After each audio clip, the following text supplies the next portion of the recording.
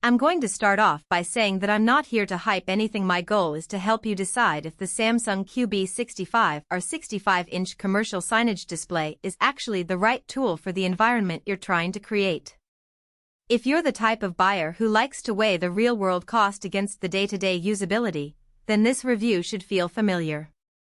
Link is in the description if you want to check the product details on Amazon. When it comes to digital signage, the biggest hesitation I see is the fear of spending a lot of money on a screen that looks great in the spec sheet but ends up being a headache to mount, manage, or integrate with existing conference tools. That's why I dug into how the QB65R behaves once it's actually up on the wall, how its built-in features interact with the kind of content you'll be pushing, and where the value really lives beyond the headline 4K UHD badge. First, let's talk about the physical setup.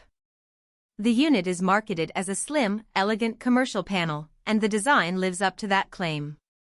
The chassis is only a few inches deep, which means you can mount it on a standard 65-inch Visa bracket without needing a heavy-duty wall plate.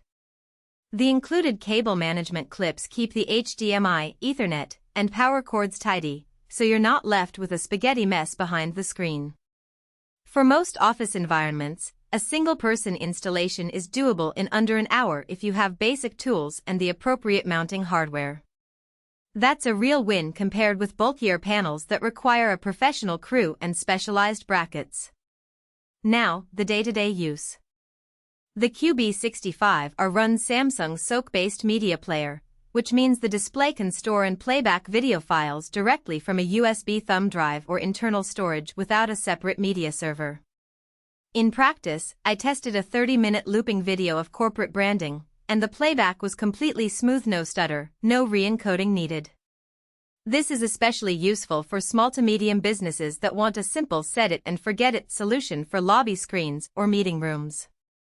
The built-in Wi-Fi also lets you push updates over the network, so you can replace the content from a laptop without physically plugging anything in. Where the QB65R really starts to shine is its compatibility with Cisco WebEx room kits.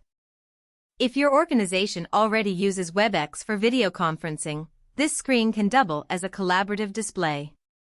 The HDMI input can carry both video and USB signals, allowing the WebEx kit to share content and use the screen's touch-free remote control. In a test meeting, the presenter was able to pull a PowerPoint deck from the WebEx app and it appeared full screen on the QB65R without any noticeable lag.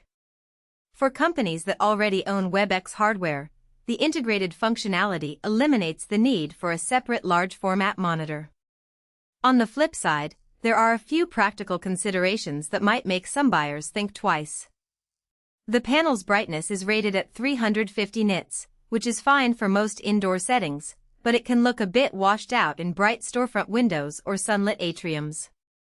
If your signage will be placed in a location with direct sunlight, you might need to add a shading solution or look for a higher brightness commercial display. Also, while the built-in media player is convenient, it does not support all the codecs you might encounter in professional video workflows. If your content library includes obscure formats, you may have to convert the files beforehand, adding an extra step to the content preparation process. Another subtle trade-off is the lack of a true panel-level anti-glare coating. Samsung's crystal color technology gives the screen vibrant colors, but the surface can reflect ambient lighting, which can be distracting in a conference room that has a lot of overhead lighting. In a low-light meeting setting, the reflections were barely noticeable, but in a brightly lit open office the screen did pick up some glints from nearby fluorescent fixtures. For a purely digital signage environment where you can control ambient light, this isn't a deal-breaker, but it's worth noting if you plan to use the display as a primary collaborative surface. Who should buy this? If you're a small or mid-size company looking for a 65-inch screen that can serve both as a lobby signage display and as a conference room monitor, and you already have a Cisco WebEx ecosystem, the QB65R ticks a lot of boxes.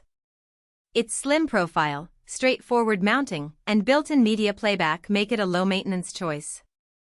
It also appeals to businesses that need a clean, professional aesthetic. Its black bezel and minimal cable exposure contribute to a polished look that suits modern office design.